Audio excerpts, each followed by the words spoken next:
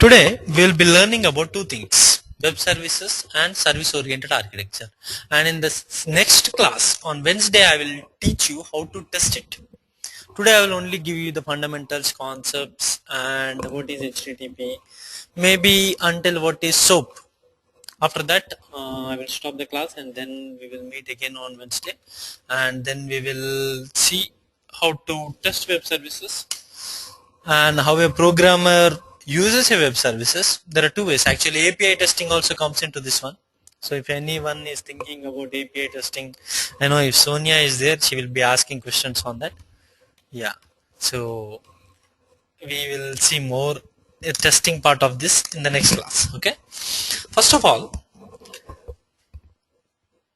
distributed applications. This is a very important in .NET remoting. Did you hear about .NET remoting? Okay, no problem. All right, no problem.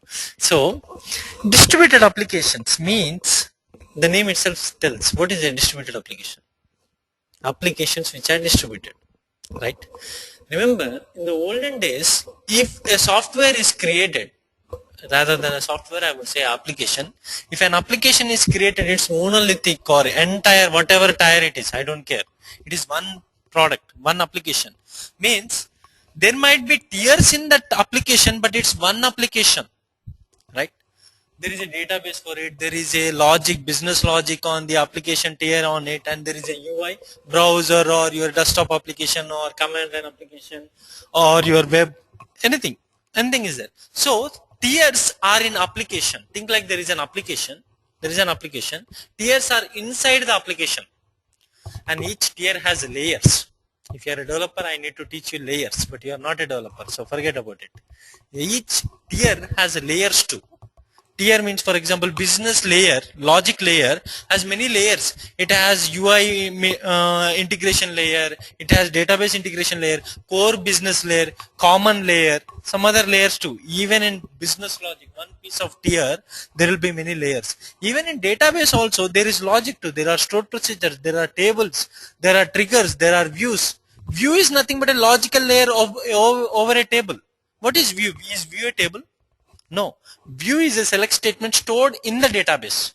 So it's nothing but a logical representation. It is a layer, right? So let's not go that deep. So there are tiers in an application, there are layers in tiers. But remember, so you are thinking about one application. So when I say Bank of America means one application, am I right? No, it's not right. Because nowadays one product or one solution doesn't come from one application. For example, I went to Bank of America. Okay, I went to Bank of America. Okay, Bank of America has many things. Like if I go into my account, there is checking account, there is saving account, I have credit cards, I have some mortgage, everything are in this one portal. So do you think this one portal is maintaining all the applications? So do you think all the business logic about mortgage, about credit cards, about checking account, saving account, everything is written in one piece, one application? No. Different applications. People write, depending upon the business need, they write applications. For example, Bank of America thinks like, okay, let's create a mortgage application, let's create a credit cards application, let's create checking accounts application, let's create saving accounts application. This is banking actually, banking application. Yes. So a application needs to talk to one application to give you a solution. For example, think like I need to apply for a credit card.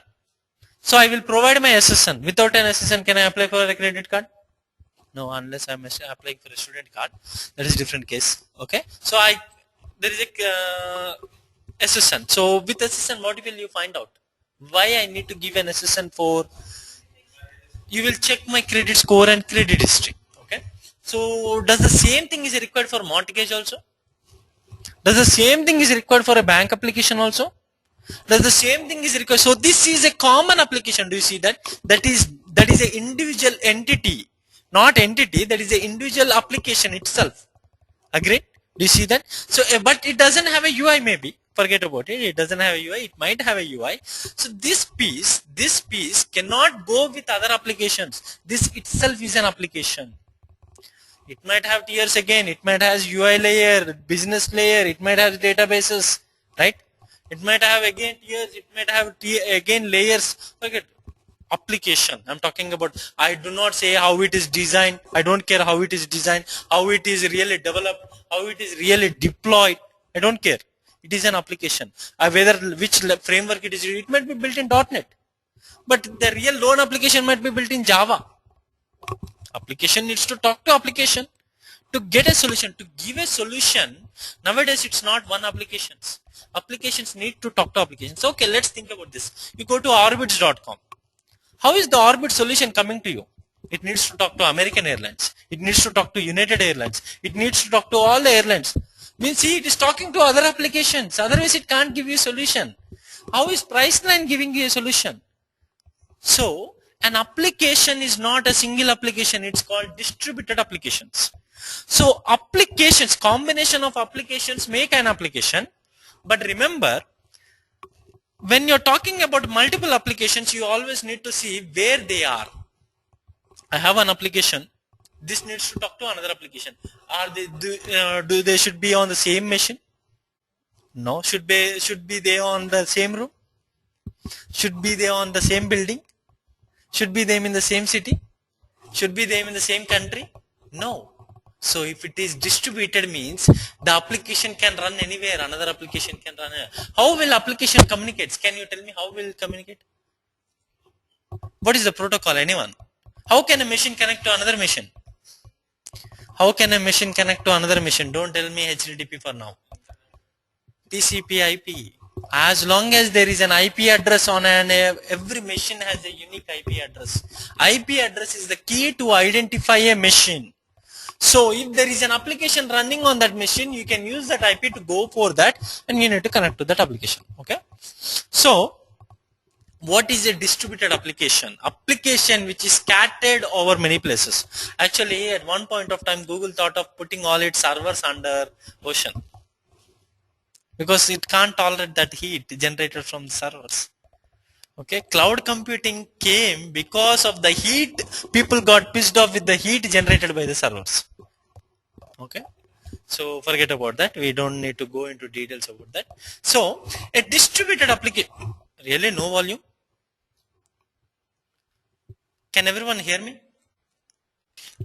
Why do we need, why applications need to be distributed? Can anyone tell me? Why applications need to be distributed? Think like you went to google.com from India. It automatically redirects to google.co.in. Means it is taking you to some other server. Even the business logic is same. If you are here, it will take you to, so depending upon the location, it is moving you to some other place, right? So there are many things which happen in distributed applications. Scalability means you can flexible. They are flexible enough to configure and all do this kind of stuff. Okay. Speed, easy to configure, easy, flexible enough, and all this. You know what scalability is. I don't have to tell it. Okay. So why do we need distributed applications? We can't see if it is in one place. Think like one solution is in one place. If we turn off the switch, that's it. Done. That solution is not available. But a application solution needs to be scattered. You never know. Okay.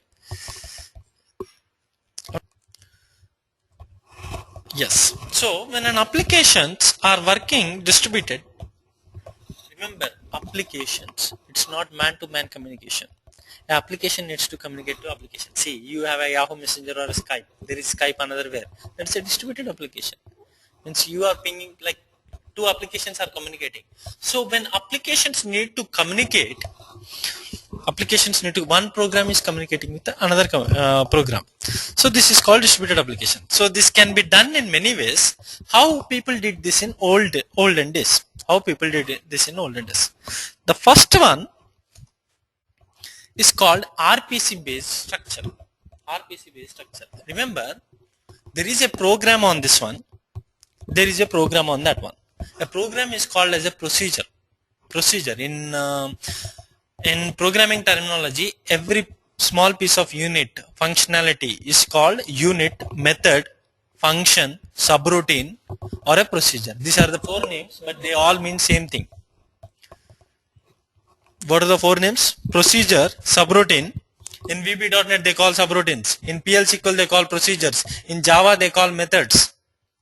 But there are functions too. Can anyone tell me what is the difference between a function and a method?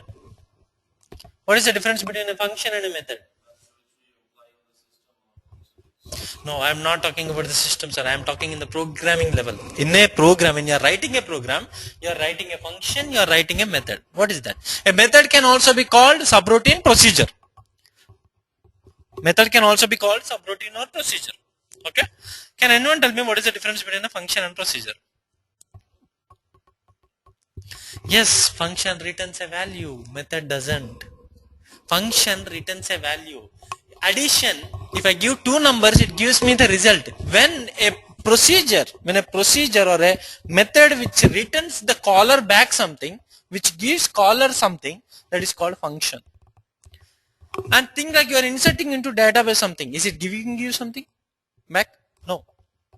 Think like I am asking for an addition function is there. If I give 2 and 3, what will it give me back? 5. Okay. Think like I asked you to put this in database. Will it give me anything?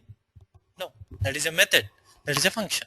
That is the difference. One which returns back is called a function. One which doesn't return back is called a method. But methods are also called sometimes procedures and subroutines. Okay. So that's why there is a thing called RPC based architecture. RPC based architecture means remote procedure call. There is a program in this machine, there is a program on the other machine, I need to call this program. So that is called RPC based. So remember, if there is a program on one end, it is on one language. It is in Java, it is in C++, it is in C, it is in C#, it is in VB.NET, it is some language. So it needs to communicate with other program. So do you think a Java program will communicate with a Java program or another program? Java program only. A Java program will only communicate with other program. It can't understand C++. Java can't understand C++, C++ can't understand Java. So RPC based protocols are proprietary. What does that mean? Proprietary means they own it. That is custom. Only with them it works. Excel is by Microsoft. Can you run Excel on Linux? Simple. It's proprietary. Okay. It can .text file. Can you run it anywhere? Of course you can run it. .text file can be anywhere. .csv can be anywhere. Every operating system understands. So it's not proprietary. So similarly the protocol. So Java has its own protocol. If there is one Java application here, if there is another Java application on one more machine, Java can communicate with another program, but that is for Java to Java only. Agree? So now a .NET program can communicate with a .NET program, that is .NET to .NET only. Similarly C++. So if you have heard about some protocols, RMI, remote method invocation. In Java it is called RMI. In .NET it is called remoting or WCF now. WCF. Okay. And in C++ it is called Corba. Did anyone hear about this? 1990s it used to be a huge deal. Okay. So Corba and what else? Oh, that's it. Enough. Okay. So these are some of the protocols, but Java to Java only, .NET to .NET only. So think like if a Java application needs to talk to .NET application, will that happen? No, that can't happen. That can't happen. So these are all proprietary and only language to language. And another thing I want to tell you is like, think like when Orbitz, which language do you think Orbitz is built on? Let's think Java. So do you think everyone, American Airlines, United, every airline is based Java based application? There is no need. But still applications needs to integrate. Remember, when I am talking about integration, I am very sorry about that, it will come back, don't worry. When I am talking about integration, applications, there are intra-company and inter-company. In a single company, there can be different applications. They need to communicate, and it can be intra-company and inter-company. Sometimes, most of the time, a company adapts to one technology. Think like Citigroup Java, right? some other company something like they take one language and embrace it, means they only follow one standard. But some companies implement solution in all the languages depending upon the type of application they are doing. So you cannot guarantee this can be intra or inter company too. Agree? For example, see the example I told, for Citigroup credit card system needs to talk to credit check, right? Mortgage needs to talk to credit check. So it can be intra company, and Orbitz and American Airlines and all this, it can be inter company. When you are doing distributed application, these are the things you need to take care of. Data types are not compatible. Distributed application means applications are talking, right? Applications are talking. How do they talk? There used to be some messaging format, right? There used to be messaging format. So I pass this one, the request, the response. So how should be the request and response be? It is transferred in bytes in TCP, I agree. It is transferred in bytes, but remember, there is some pattern. I give you string. So if this guy understands string, that guy should also understand string. If this guy understands integer, that guy should also integer. If I am passing an employee from here to there, if I am passing an SSN from here to here, this guy should understand the SSN, that guy should understand the SSN. So these are data types should be compatible. And remember, they are running on different machines. If there is a power loss on one machine, what happens? One guy can't see it, right? Gone. These are called synchronous communications. Synchronous means both parties should be alive. So first of all, you need to determine, do you want to do synchronous communication or asynchronous communication? If I'm making a phone call to you, can I talk to you if you don't pick up the phone? No, simple, synchronous. So synchronous, both parties should be alive to make it a synchronous communication. But can I leave you a message, voicemail? That is asynchronous. I can leave you, but to leave a voicemail, you need a voicemail box. If you don't have a voicemail box, can I leave it? No. Similarly, so for asynchronous communications, we need extra servers. Okay, extra servers. So you need to determine whether your distributed application communication is either synchronous or asynchronous. And remember one thing, okay, let's see. Amazon site, think like Amazon site is there. I'm putting a order. Do you think that how many orders are getting submitted into Amazon site at that second? Maybe many. Maybe many. Do you think every order is directly going on to their main database? May not be.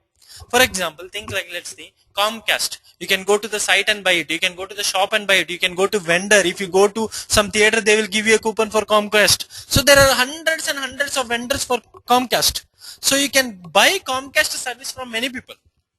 But finally, they go to their database, think like at night time or sometime. Agree? At time. So if I think like one program is submitting another program, an order. If I submitted an order, this application is submitting an order using that application. The order lost in between. Order lost in between. Do I have to submit the order again? What if it is creating a duplicate order?